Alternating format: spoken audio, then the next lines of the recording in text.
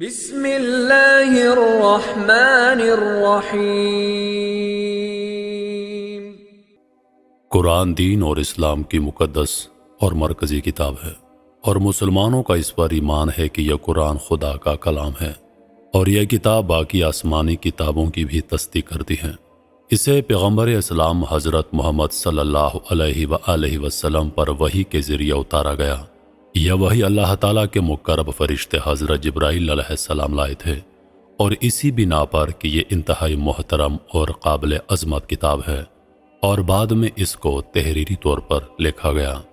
یہ اللہ کی طرف سے تمام انسانوں کے لیے ہدایت کا ذریعہ ہے، لہذا منفرد کتاب ہونے کی حیثیت سے لازمی طور پر اس میں کچھ ایسا ضرور لکھا ہوا ہے جس سے یہ ظاہر ہوتا ہے کہ یہ کتاب خدا کی کتاب ہے، اور غیر مسلموں کو کیسے معلوم ہوگا کہ یہ واقعی خدا کی کتاب ہے۔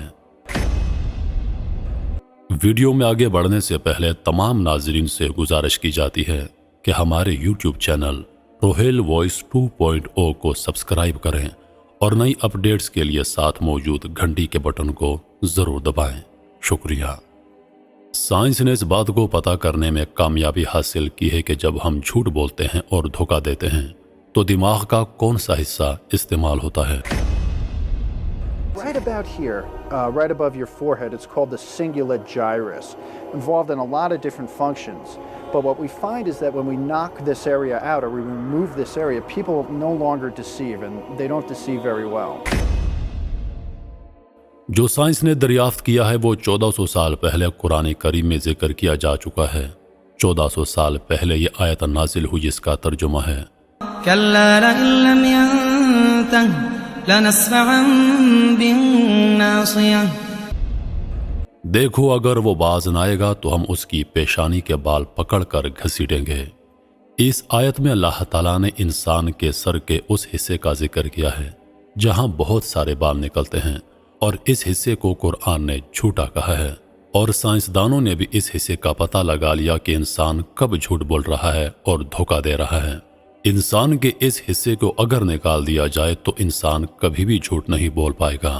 Right about here, right above your forehead, it's called the cingulate gyrus, involved in a lot of different functions. But what we find is that when we knock this area out or we remove this area, people no longer deceive, and they don't deceive very well. تلك آيات الله نتلوها عليك بالحق فبأي حديث بعد الله وآياته يؤمنون۔ یہ اللہ کی آیتیں ہیں جو ہم تم کو سچائی کے ساتھ پڑھ کر سناتے ہیں، تو یہ اللہ اور اس کی آیتوں کے بعد کس بات پر ایمان لائیں گے؟ جو لوگ آج بھی قرآن میں ذکر کردہ خدا کی نشانیوں کو نہیں مانتے، اور ان لوگوں کا شکوہ ہے کہ مسلمان ان آیات کا غلط ترجمہ پیش کرتے ہیں، مگر کیونکہ وہ ان آیات کو سائنس کے ساتھ ملانا چاہتے ہیں، اور پہلی بات تو یہ ہے کہ یہ لوگ عربی زبان نہیں سمجھتے، اور مسلمان کبھی بھی قرآن کو سائنس کی کتاب نہیں سمجھتے، بلکہ قرآن خود ایک نشانی ہے جس میں بہت سی نشانیوں کا ذکر کیا گیا ہے، اور جس چیز کا قرآن نے ذکر کیا ہے اسے آج سائنس 1400 سال بعد دریافت کر رہی ہے، جبکہ جو سائنس اب دریافت کر رہی ہے وہ 1400 سال پہلے قرآن میں ذکر کر دیا گیا تھا۔ سنريهم آياتنا في الآفاق وفي أنفسهم حتى يتبين لهم أنه الحق۔ ہم ان قریب ان کو اطراف عالم میں بھی اور خود ان کی ذات میں بھی اپنی نشانیاں دکھائیں گے، یہاں تک کہ ان پر ظاہر ہو جائے گا کہ قرآن حق ہے۔ کچھ لوگوں کو یہ شبہ ہے کہ یہ نشانیاں محض اتفاق ہے اور کچھ نہیں، لیکن ہم بتانا چاہتے ہیں کہ جب غیر مسلمان نے کہا کہ ہم دوبارہ کیسے زندہ ہوں گے اور یہ ناممکن ہے، تو پھر خدا نے قرآن میں جواب دیا کہ ہم آپ کو دوبارہ زندہ بھی کریں گے، اور ساتھ ساتھ انگلیوں کے پورے بھی بنائیں گے۔ أيحسب الإنسان أن لن نجمع عظامه بلى قادرين على أن نسوي بنانه۔ کیا انسان یہ خیال کرتا ہے کہ ہم اس کی بکھری ہوئی ہڈیاں اکٹھی نہیں کریں گے؟ ضرور کریں گے، اور ہم اس بات پر قادر ہیں کہ اس کی پور پور درست کر دیں۔ Fingerprints are one of the earliest features to develop inside the womb. The pressure of amniotic fluid across the surface of the hands and the growth rate of the fingers influences the formation of patterns on the fingertips. And with so many factors in play, everyone's prints are unique. Finger prints. کئی سو سال پہلے جب finger prints کا ذکر نہیں تھا، اب جب کہ شناخت کے لیے فنگر پرنٹ کا سسٹم بہت ہی منفرد ہے، جو کہ بہت آسانی سے انسان کی شناخت کی جا سکتی ہے، تو کیا یہ اتفاق ہے کہ ہر انسان کا فنگر پرنٹ دوسرے سے مختلف ہے، چاہے وہ جڑواں بچے ہی کیوں نہ ہوں؟ مارس سیارے میں پانی کا ملنا ایک کھلا چیلنج ہے، اور ناسا نے جو اپنی خلائی مشن جاری کیا ہے، تو ناسا نے پانی کی کھوج لگائی، اور یہ آج ثابت ہے کہ مارس پر پانی ہے تو پھر زندگی کا ممکن ہونا یقینی ہے، اور اگر پانی نہیں تو زندگی بھی ممکن نہیں۔ تو قرآن میں اس بات کا ذکر 1400 سال پہلے ہو چکا ہے، جو کہ خدا نے فرمایا۔ أَوَلَمْ يَرَ الَّذِينَ كَفَرُوا أَنَّ السَّمَاوَاتِ وَالْأَرْضَ كَانَتَا رَتْقًا فَفَتَقْنَاهُمَا وَجَعَلْنَا مِنَ الْمَاءِ كُلَّ شَيْءٍ حَيٍّ أَفَلَا يُؤْمِنُونَ۔ کیا کافروں نے نہیں دیکھا کہ آسمان اور زمین دونوں ملے ہوئے تھے، تو ہم نے ان کو جدا جدا کر دیا، اور تمام جاندار چیزیں ہم نے پانی سے بنائی، پھر یہ لوگ ایمان کیوں نہیں لاتے؟ 1400 سال پہلے کفار نے ہمیشہ اللہ کے رسول سے یہ مطالبہ کیا کہ اگر آپ خدا کے رسول ہیں تو ہمیں معجزے دکھاؤ، اور اللہ کا سب سے بڑا معجزہ قرآن ہے۔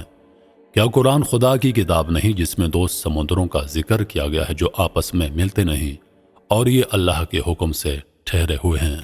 جبکہ اس سے پہلے بھی پیغمبروں کو معجزے عطا کیے، یوسف علیہ السلام، موسیٰ علیہ السلام، عیسیٰ علیہ السلام، حضرت سلیمان علیہ السلام اور حضرت یونس علیہ السلام، مگر ان سب نبیوں کے معجزے محدود مدت کے لیے تھے، اور قرآن کے معجزے ایسے ہیں جن کو آپ دیکھ سکتے ہیں، محسوس کر سکتے ہیں، اور قیامت تک لوگ دیکھ سکتے ہیں۔ آج سے 1400 سال پہلے قرآن نے انسان کے ایمبریو کا ذکر کچھ ایسے انداز میں کیا ہے جو یہ ایک انسان کے لیے بیان کرنا بہت مشکل تھا۔ اس میں اللہ تعالیٰ نے انسان کو ایمبریو کی ابتدا کا ذکر پہلے سے ذکر کیا ہے۔ کیا انسان اس سے قبل یعنی 1400 سال پہلے اتنا تعلیم یافتہ تھا کہ وہ ان باتوں کو کھل کر بتاتا؟ انسان جو کہ ایک خاص جگہ کے اندر وجود میں آتا ہے، اور اللہ تعالیٰ نے اس جگہ کی نشاندہی قرآن میں کی ہے۔ يا أيها الناس إن كنتم في ريب من البعث فإنا خلقناكم من تراب ثم من نطفة ثم من علقة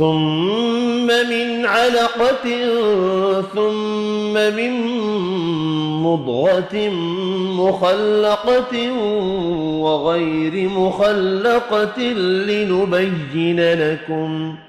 لوگو، تم کو اگر مرنے کے بعد جی اٹھنے میں کچھ شک ہو تو ہم نے تم کو پہلی بار بھی تو پیدا کیا تھا، یعنی ابتدا میں مٹی سے، پھر اس سے نطفہ بنا کر، اس سے خون کا لوتھڑا بنا کر، پھر اس سے بوٹی بنا کر، جس کی بناوٹ کامل بھی ہوتی ہے اور ناقص بھی، تاکہ تم پر اپنی خالقیت ظاہر کر دیں، اور ہم جس کو چاہتے ہیں ایک میعاد مقرر تک پیٹ میں ٹھہرائے رکھتے ہیں۔ اللہ تعالیٰ نے انسان کے اندر اس کی لٹکی ہوئی چیز کو الگ الگ کہتا ہے، جو کسی بھی انسان کو پتہ نہیں تھا کہ یہ ایمبریو یا یہ بچہ ماں کے بچہ دانی کے ساتھ جڑا ہوا ہے۔ اللہ تعالیٰ نے اس ایمبریو کا ذکر کچھ اس طرح سے کیا ہے کہ آج کے سائنسدان بھی حیران ہو جاتے ہیں کہ اللہ نے اس ایمبریو کی 3 لہریں، 3 پردوں کے بارے میں قرآن میں ذکر کیا ہے، اور جب کہ آج کے سائنسدان اس چیز کا معائنہ کرتے ہیں تو اس کی 3 ہی لہریں ملتی ہیں۔ قرآن پاک کے اور بھی بہت سے معجزے ہیں، اور ایک عظیم معجزہ یہ ہے کہ جب بھی کوئی انسان اگر عربی جانتا ہو یا نہ جانتا ہو، اس کے سامنے اگر قرآن پڑھا جائے تو وہ آبدیدہ ہو جاتا ہے، اور آنکھوں میں اس کے آنسو آ جاتے ہیں۔ اگر آپ کسی شخص کا خطاب سنیں تو کیا سننے والا روئے گا؟ بالکل نہیں، مگر جب بھی قرآن کی کوئی بات سنے گا، چاہے مسلمان ہو یا غیر مسلم ہو یا کسی بھی زبان بولنے والے کا ہو، تو وہ سننے والے کے احساسات بڑھ جاتے ہیں، اور یہ احساسات کبھی بیان نہیں کیے جا سکتے۔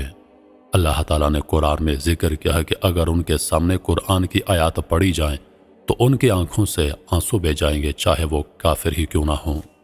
اللہ تعالیٰ نے قرآن میں ذکر کیا ہے کہ ہم نے لوہے کو آسمان سے اتارا ہے تاکہ تم اس سے فائدہ لے سکو، اور سائنسدانوں کی انتھک محنت کے باوجود بھی یہ پتہ نہ لگا سکے کہ لوہا کہاں سے آیا ہے۔ اور آج کی ماڈرن سائنس اس بات پر اتفاق کرتی ہے کہ لوہا اس زمین کا پروڈکٹ نہیں ہے۔ لوہا ایسی چیز ہے جس کو نہ ہائیڈروجن نہ ہیلیم کی فیوجن سے بنایا جا سکتا ہے، جبکہ سورج کی روشنی نیوکلیر فیوجن بنا سکتی ہے۔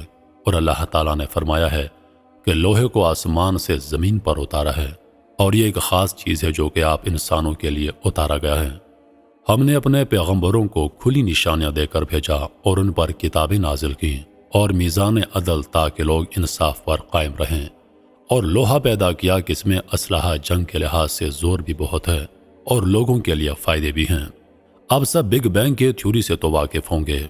یہ وہ تھیوری ہے جو کہ یونیورس کے آغاز کے بارے میں ہمیں بتاتی ہے، جبکہ 1400 سال پہلے اس کے بارے میں قرآن میں ذکر ہوا کہ پھر دھماکہ ہوا اور ہم نے ہر چیز کو الگ الگ کر دیا۔ کیا کافروں نے نہیں دیکھا کہ آسمان اور زمین دونوں ملے ہوئے تھے تو ہم نے ان کو جدا جدا کر دیا؟ آپ کہانیاں پڑھنے کے تو شوقین ہوں گے یا اپنے بچپن میں کہانیاں سنی اور پڑھی ہوں گی، مگر قرآن جو کہانیوں سے اور واقعات سے بھرا پڑا ہے، اور ایسی کہانیاں اور قصے آج تک سننے کو نہیں ملتے ہیں۔ اور اس میں پیغمبروں کا ذکر کیا ہے، جس میں موسیٰ علیہ السلام، عیسیٰ علیہ السلام، حضرت مریم علیہ السلام اور بہت سے پیغمبروں کا ذکر ہے۔ اور قرآن نے بھی ذکر کیا ہے، اس میں ایسے واقعات ذکر کیے جو کہ اس سے پہلے نہ کسی نے بیان کیے اور نہ کوئی ایسے قصے اور واقعات بیان کر سکتا ہے۔ اس کتاب کا اتارا جانا اللہ کی طرف سے ہے جو کہ غالب ہے، حکمت والا ہے۔ اے پیغمبر، ہم نے یہ کتاب تمہاری طرف سچائی کے ساتھ نازل کی ہے، تو اللہ کی عبادت کرو، یعنی اس کی عبادت کو شرک سے خالص کر کے۔ ان ساری باتوں سے یہ بات ظاہر ہوتی ہے کہ قرآن واقعی اللہ کی کتاب ہے، کیونکہ جو کچھ آج دریافت ہو رہا ہے وہ قرآن میں 1400 سال پہلے ذکر کیا جا چکا ہے۔ لیکن ہماری بدقسمتی یہ ہے کہ ہم نے قرآن کو پڑھنا اور سمجھنا چھوڑ دیا ہے۔ ہماری آپ سب سے گزارش ہے کہ اس کتاب یعنی اللہ کے کلام کو ضرور پڑھیں، اس کو سمجھنے کی کوشش کریں، یہ آپ کے لیے ہدایت کا ذریعہ بنے گا۔ اس ویڈیو کو اپنے مسلم اور غیر مسلم دونوں کے ساتھ ضرور شیئر کریں تاکہ سب لوگوں کو فائدہ ہو۔ اللہ پاک آپ سب کا حافظ و نگہبان۔